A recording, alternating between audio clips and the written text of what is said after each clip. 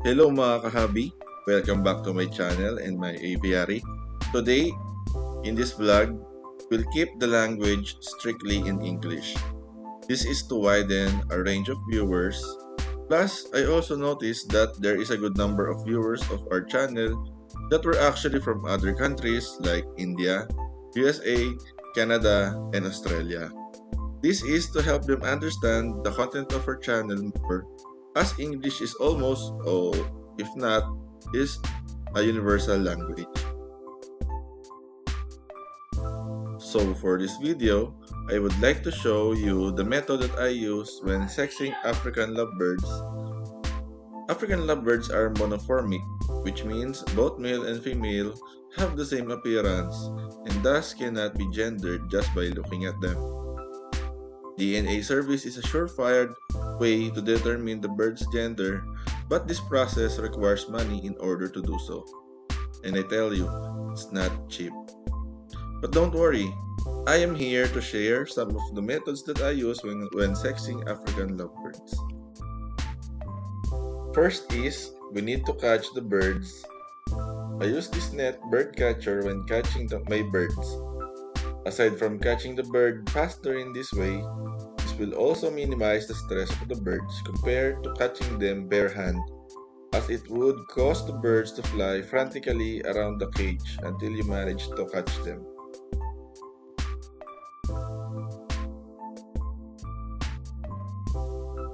Once you caught the bird, make sure to handle them properly. What I do is, I make sure that the bird's head is in between my index and middle finger. Make sure to handle them with care, firmly as not to let them escape, but gently as not to hurt them.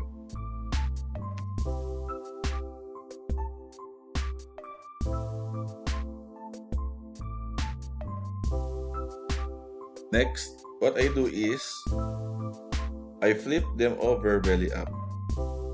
Then using my index finger, I gently touch the birds in the rump part. Here you can see me trying to look for the bird's pelvic bone.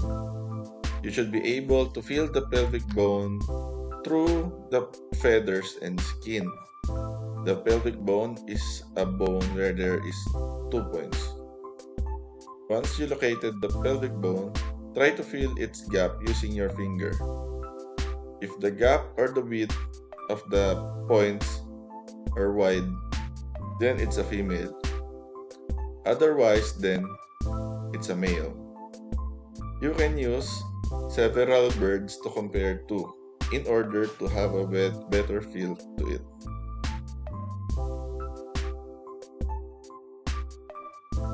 Okay, now, if the width or the gap of the pelvic bone is too tricky to tell, in my experience, the hen or the female's tip of the pelvic bones are usually rounded.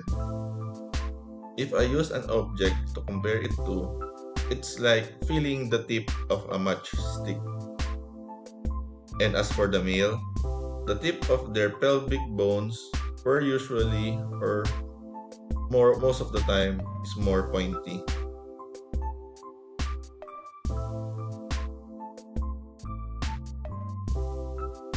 A friend of mine has an interesting way of sexing them. He told me that he can tell just by looking at how they would cling to the side of the cage.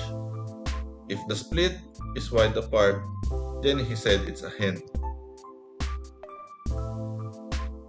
Though I haven't done this method, so I couldn't really tell how accurate it is.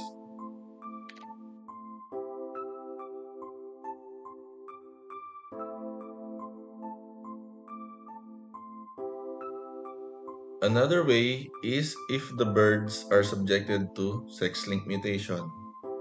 Knowing the parents' mutation and inheritance can be of help. However, as you can see in this chart, you can only tell the gender accurately if the parents are like in this case. The father is a visual opaline and the mother is normal.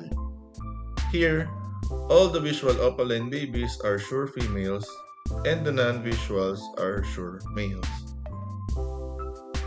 There are other methods that can be used aside from DNA method, like pendulum, though I don't have an input with that as I have never tried that method.